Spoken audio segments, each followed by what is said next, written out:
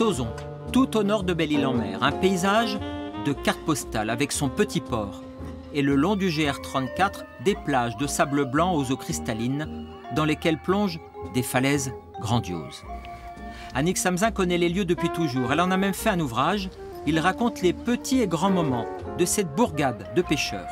Son destin va connaître d'importants bouleversements dès le début du XXe siècle, notamment en termes d'architecture, avec la construction de ces imposantes villas. C'est l'entrée de Sauzon au XXe siècle, son entrée dans le siècle. Ça représente aussi la transformation de Sauzon et l'arrivée d'un tourisme de villégiature ou d'un tourisme avec des maisons différentes sur le plan architectural. Car il y a plus de 150 ans, cette étroite ruelle était l'accès principal au port. Faute de quai, les charrettes devaient passer sur l'estran à marée basse. Tout au bout, le port de Sauzon accueillait une centaine de bateaux de pêche à voile, ces sloops sardiniers. La commune comptait à l'époque plusieurs conserveries, dont l'entreprise Amieux, la plus importante. Toutes faisaient travailler les femmes de pêcheurs. La sardine régnait en maître. Pour ramener le plus rapidement les sardines à l'usine, ils ont créé un port qui s'appelle Port Bellec, où les bateaux accostaient directement. Il s'agissait de prendre le moins de temps possible entre le moment où le poisson était pêché et celui où il était livré. Un passé sardinier dont il ne reste plus rien, excepté ce bâtiment, l'ancien magasin. Sauzon va perdre une autre bataille, cette fois face à son éternel rival, le Palais, port d'entrée de l'île qui monopolise tous les crédits au XIXe siècle, faute d'argent, pas de port pour le cabotage ou le transport de passagers pour Sauzon.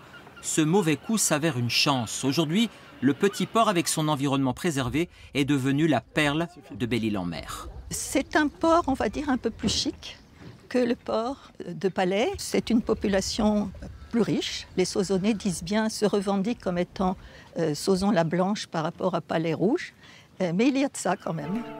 Dans les années 70, comme pour tout le reste de l'île, Sauzon subit un autre changement radical.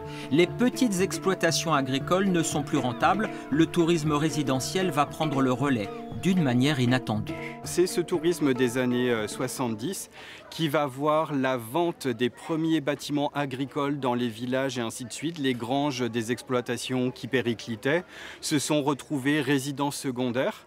Et ça a permis d'avoir, pour les petites exploitations qui n'étaient vraiment plus viables, un apport pour permettre de garantir une retraite et une fin d'économie.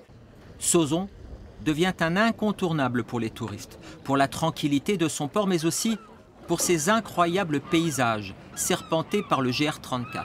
Un chemin de randonnée dont ne se lasse pas Didier Louboutin, en charge de l'entretien avec toute son équipe. Ici, on peut voir extrêmement de choses. En plus, Belle-Île a quand même une particularité par rapport au continent, c'est qu'il y a quand même une faune et une flore ici qui est vraiment intéressante. On peut avoir beaucoup de choses vraiment assez incroyables. Des effraies, différents petits faucons buses aussi également. Et pour ce qui est des espèces de plantes, il y a environ 90 espèces protégées. Antoine Le Gall, garde du littoral, veille lui aussi au grain. Car chaque année, entre avril et septembre, l'arrivée massive de touristes a aussi son revers, comme ces feux de bivouac. Ça, c'est mes collègues qui l'ont bouché pour pas qu'il se voie. Mais là, on peut voir qu'il était important. Hein. Tu vois, regarde, il y en a un là, il y en a un autre ici, juste à côté. Ici, le camping sauvage sur les plages, pourtant totalement interdit, se multiplie d'année en année. Alors, en cette période estivale, il tire la sonnette d'alarme face au risque d'incendie. Ici, on ne se rend pas compte, mais l'été, ça peut être sec. Une matière incandescente qui va se déposer dans le coteau qui est vraiment juste à côté, ça peut mettre le feu rapidement.